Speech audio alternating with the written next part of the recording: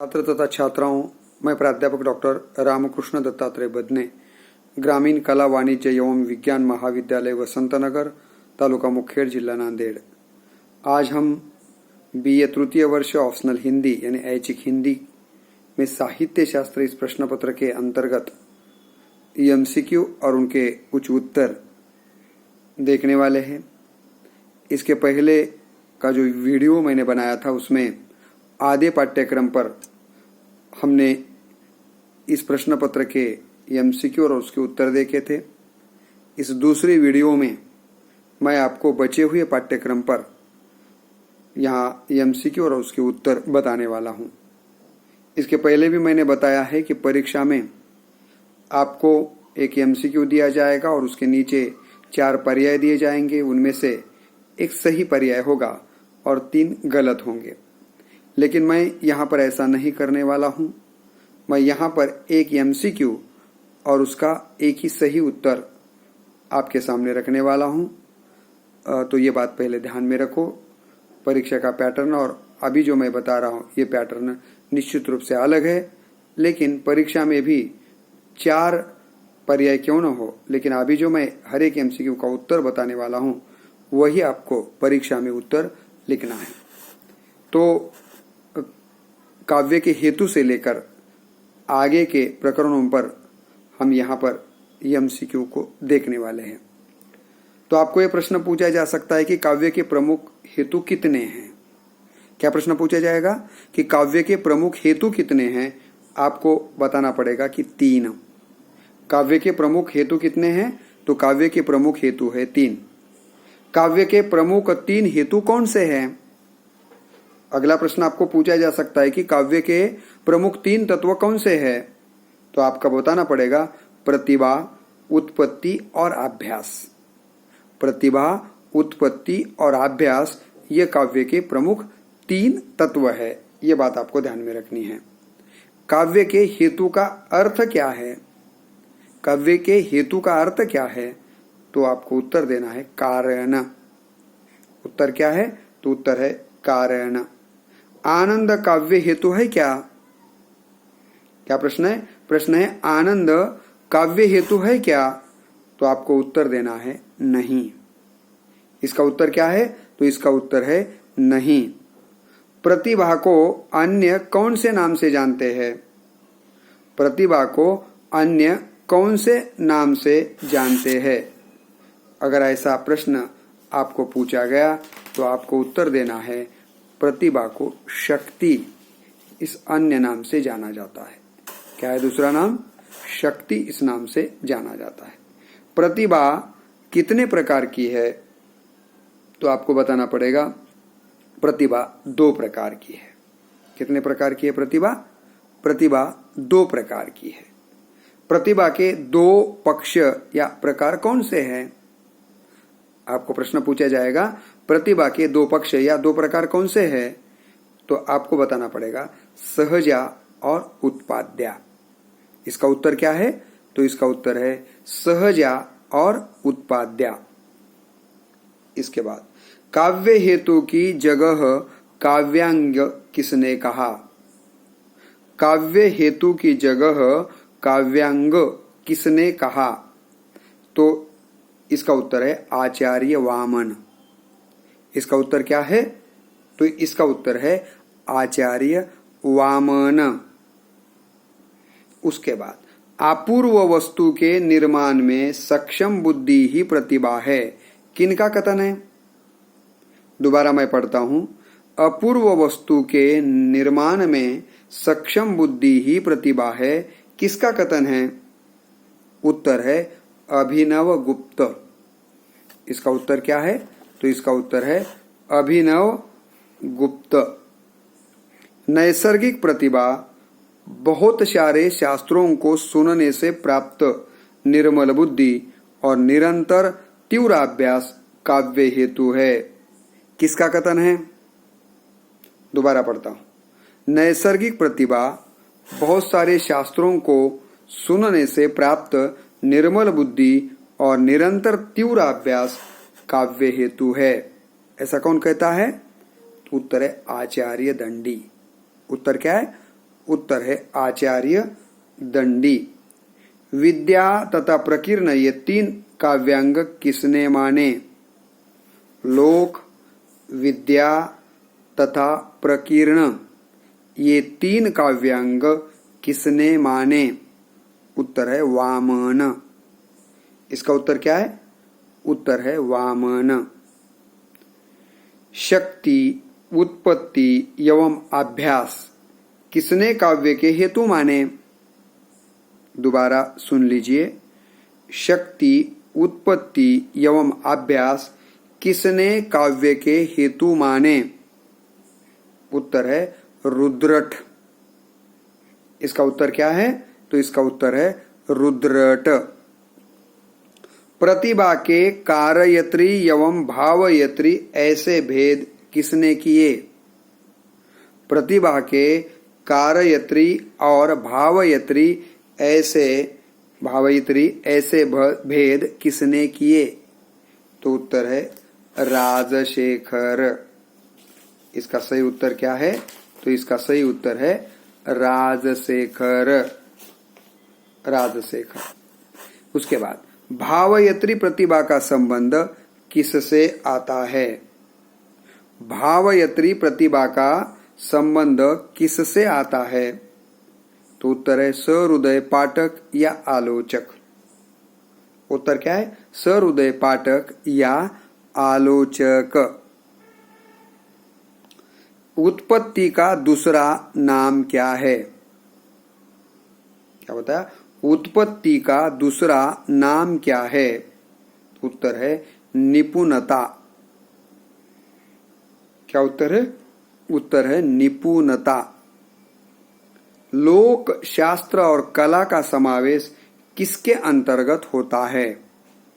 दोबारा सुनिए। लोक, शास्त्र और कला का समावेश किसके अंतर्गत होता है? उत्तर है उत्पत्ति। इसका उत्तर क्या है? तो इसका उत्तर है उत्पत्ति। जो जन्मजात प्राप्त होती है उसे कौन सी प्रतिभा कहते हैं? जो जन्मजात प्राप्त होती है उसको कौन सी प्रतिभा कहते हैं? तो इसका उत्तर है सहजा। कौन सी प्रतिभा है?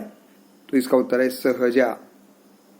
उत्पत्ति का अर्थ है, उत्पत्ति का अर्थ है, उत्तर है बहुलता। उत्पत्ति का अर्थ क्या है? तो उत्पत्ति का अर्थ है बहुलता। कौन रचना का धरातल है? कौन रचना का धरातल है? उत्तर है अभ्यास। क्या है उत्तर? उत्तर है अभ्यास। शब्द शक्ति के प्रमुख भेद कितने हैं? शब्द शक्ति के प्रमुख भेद कितने हैं? उत्तर है 3। कितने भेद है? भेद है 3।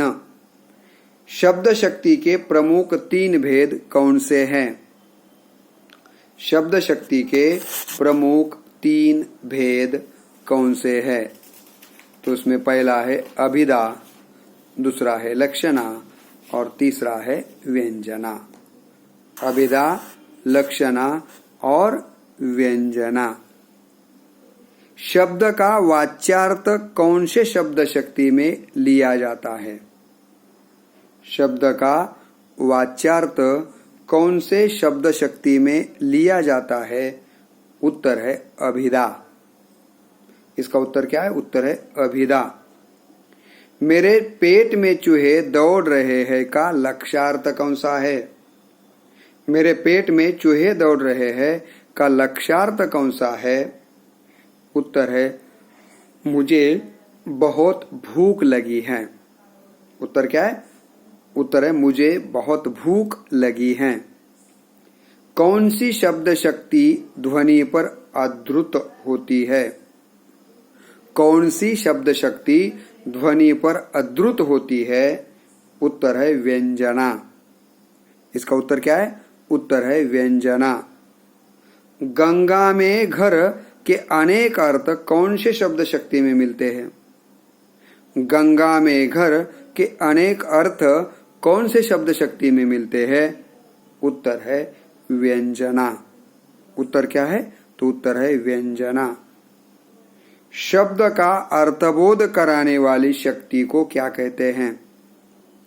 शब्द का अर्थबोध कराने वाली शक्ति को क्या कहते हैं? उत्तर है शब्द शक्ति। उत्तर क्या है? उत्तर है शब्द शक्ति। लक्ष्यार्थ कौन से शब्द शक्ति में प्राप्त होता है? लक्ष्यार्थ कौन से शब्द शक्ति में प्राप्त होता है? उत्तर है लक्षणा। इसका उत्तर क्या है? उत्तर है लक्षणा।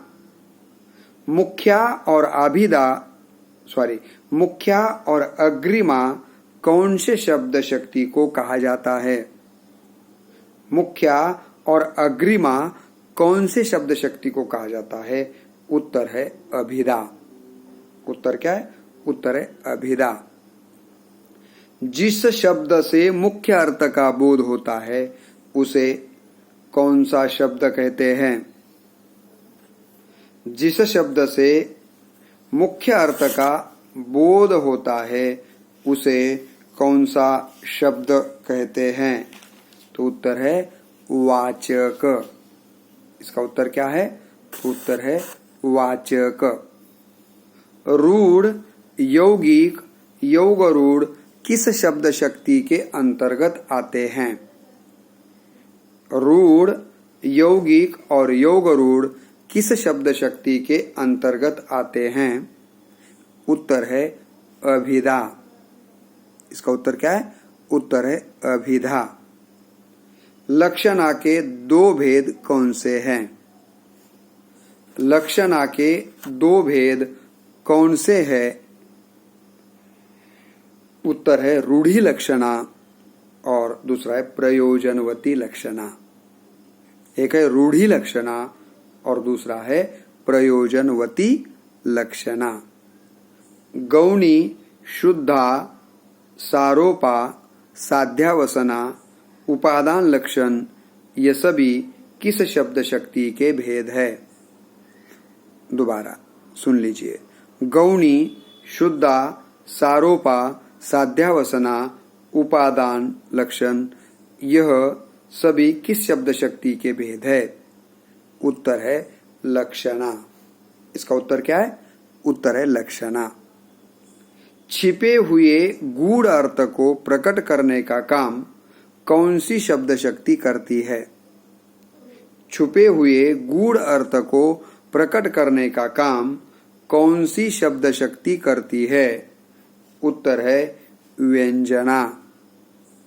इसका उत्तर क्या है? तो इसका उत्तर है व्यंजना। व्यंजक शब्द और व्यंग्यार्थ कौन से शब्द शक्ति में मिलते हैं? ध्यान में रखिए। व्यंजक शब्द और व्यंग्यार्थ कौन से शब्द शक्ति में मिलते हैं? उत्तर है व्यंजना। इसका उत्तर क्या है? उत्तर है व्यंजना। व्यंग्यार्थ किसी विशेष शब्द के प्रयोग पर निर्भर होता है उसे कौन सी व्यंजना कहते हैं? उत्तर है शाब्दी व्यंजना। दोबारा सुनिए। व्यंग्यार्थ किसी विशेष शब्द के प्रयोग पर निर्भर होता है उसे कौन सी व्यंजना कहते हैं? उत्तर है शाब्दी व्यंजना। क्या उत्तर है? शाब्दी व्यंजना। व्यंग्यार्थ जहां शब्द पर आधारित न होकर अर्थ पर आधारित होता है उसे डैश डैश व्यंजना कहते हैं। उत्तर है आर्थी व्यंजना। व्यंग्यार्थ जहां शब्द पर आधारित न होकर अर्थ पर आधारित होता है उसे डैश डैश व्यंजना कहते हैं और इसका सरल अर्थ है आर्थी व्यंजना। इसका उत्तर क्या देना है आपको? आर्थी व्यंजना। आलोचना को मराठी में क्या कहा जाता है? आलोचना को मराठी में क्या कहा जाता है? उत्तर है समीक्षा। आलोचना को मराठी में क्या कहा जाता है? तो इसका अर्थ है आलोचना को मराठी में क्या कहा जाता है? तो इसका अर्थ है समीक्षा। इसका उत्तर क्या है? समीक्षा। आलोचना करने वाले को क्या कहा जाता है? आलोचना करने वाले को क्या कहा जाता है? उत्तर है आलोचक। क्या कहा जाता है? तो उत्तर है आलोचक।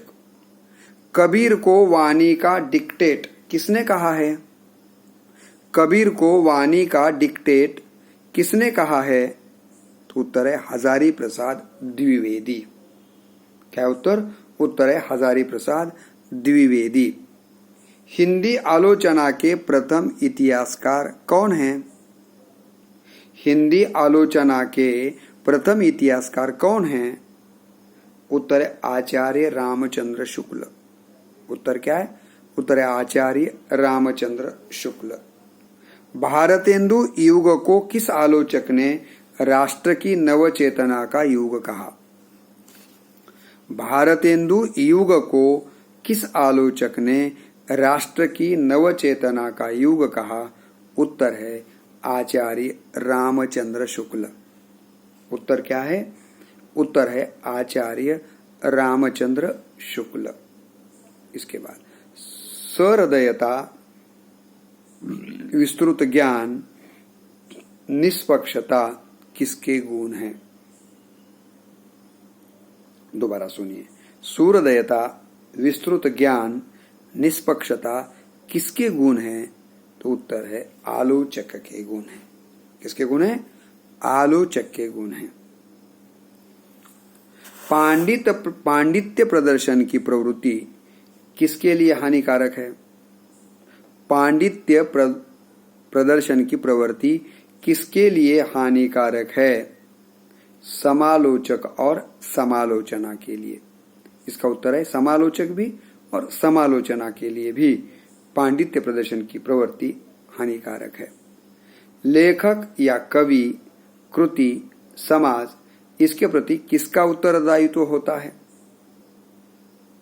लेखक या कवि, कृति, समाज इसके प्रति किसका उत्तरदायित्व होता है? और इसका उत्तर है आलोचक का। किसका उत्तरदायित्व होता है? तो उत्तर है आलोचक का। आलोचक का। आलोचना का तात्पर्य है? उत्तर है गुण दोषों का विवेचन। आलोचना का तात्पर्य क्या है? तो उत्तर है गुण दोषों का विवेचन। इसके बाद संस्कृत में आलोचना के लिए डैश डैश शब्द प्रयुक्त किया है। संस्कृत में आलोचना के लिए डैश डैश शब्द प्रयुक्त किया है। उत्तर है टीका या व्याख्या। उत्तर क्या है? उत्तर है टीका या व्याख्या। व्यावहारिक आलोचना के जनक कौन हैं? व्यावहारिक आलोचना के जनक कौन हैं? उत्तर है बालकृष्ण भट्ट। उत्तर क्या है? उत्तर है बालकृष्ण भट्ट। आलोचना शब्द कौन से धातु से बना है? आलोचना शब्द कौन से धातु से बना है? उत्तर है लुच। उत्तर क्या है? तो उत्तर है लूच। अपने इस षष्ठम सत्र के प्रश्न पत्र का क्या नाम है? अपने इस षष्ठम सत्र के प्रश्न पत्र का क्या नाम है? उत्तर है साहित्य शास्त्र। उत्तर क्या है? उत्तर है साहित्य शास्त्र। तो इस प्रकार से बचे हुए आधे पाठ्यक्रम काव्य के हेतु, काव्य के तत्व, शब्द शक्ति, आलोचना, ये जो हमारे पाठ्यक्रम में रखे हुए प्रकरण हैं उनके एमसीक्यू और हर एक एमसीक्यू का सही उत्तर इस वीडियो के द्वारा मैंने आपके सामने रखने का प्रयास किया है। परीक्षा की दृष्टि से, केवल परीक्षा की दृष्टि से ही नहीं तो हिंदी साहित्य के अभ्यासक के रूप में या छात्र के रूप में आपको इन एमसीक्यू को ध्यान में रखना है, बार बार पढ़ना है, सुनना है और इस वीडियो को आपके मित्रों तक भी पहुंचाना है। तो आज हम BA तृतीय वर्ष के ऐच्छिक हिंदी के प्रश्न पत्र साहित्य शास्त्र के MCQ के बारे में यहाँ देख रहे थे। तो आज हम यहीं पर रुकते हैं। ठीक है।